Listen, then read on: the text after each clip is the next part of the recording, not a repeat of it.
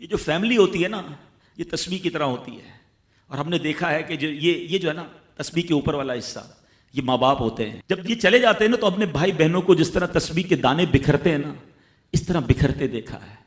جب تک ماں باپ ہیں پہلے تو ان کی برکتیں لینا، اور جب یہ چلے جائیں نا تو یہ دانے بکھرنے مت دینا، جوڑ کے رکھنا اپنی فیملی کو. یہ فیملی یہی تو پیار ہے زندگی میں. تھوڑے سے پیسوں کے لیے بھائی بہن لڑتے ہیں، جائیداد کے لیے بھائی بہن لڑتے ہیں، تھوڑے کاروبار کے لیے لڑتے ہیں. ارے قربان کر دو، کوئی بات نہیں، بھائی کو تھوڑا زیادہ چلا جائے، بہن کے میری بہن کے گھر میں ہی جا رہا ہے نا، یہ تیرا ہے، یہ میرا ہے، نہ کیا کرے. یہ گھر کی محبتیں آپ کو بہت ساری بیماریوں سے بچاتی ہیں. حدیث پاک میں آتا ہے جس کا مضمون ہے جو چاہتا ہے کہ اس کی زندگی میں اضافہ ہو جائے، عمر میں اضافہ ہو جائے، بری موت سے بچے، اسے چاہیے کہ وہ صلہ رحمی کرے. صلہ رحمی کیا ہے؟ اپنے رشتہ داروں کے ساتھ اچھا سلوک. اور رشتہ داروں میں the closest family member جو ہے وہ بھائی بہن ہیں، وہ ماں باپ ہیں، بیوی بچے ہیں. ارے ان کو چھوڑ کر دنیا سے محبتیں جتا رہے ہو؟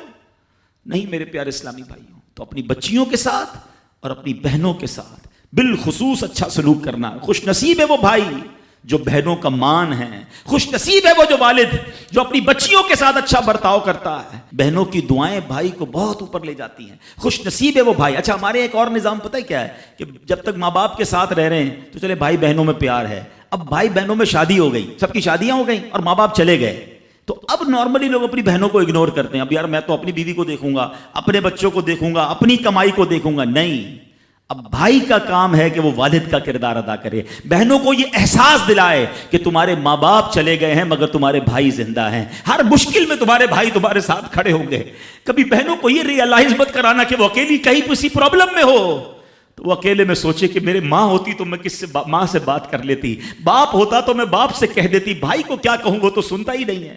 ہیں ایسے بھائی آج بھی کہ بہنیں انہیں اپنا دکھ بھی شیئر نہیں کرتی ہیں، بلکہ بھائیوں کو پڑی ہی نہیں ہے بہن کدھر گئی. یہ مت کرنا. اگر تم اپنے ماں باپ کی روح خوش کرنا چاہتے ہو نا تو بھائی بہن جڑ کے رہو، بھائی بہنوں میں پیار رکھو. یہ پیسہ سب کچھ نہیں ہے. ارے جو کچھ میرے پاس ہے اگر میرا بھائی بہنوں پہ خرچ ہو جائے تو اس سے اچھی کیا چیز ہے. یہ یاد رکھے جو سوشل میڈیا پہ ہزاروں فرینڈ بنائے بیٹھے نا کہ میرے 5,000 فرینڈ تو میرے 10,000 فرینڈ، کسی دن بستر پر پڑو گے نا اسپتال میں تو اس بستر کے کنارے تمہیں تمہارے بھائی بہن ہی نظر آئیں گے.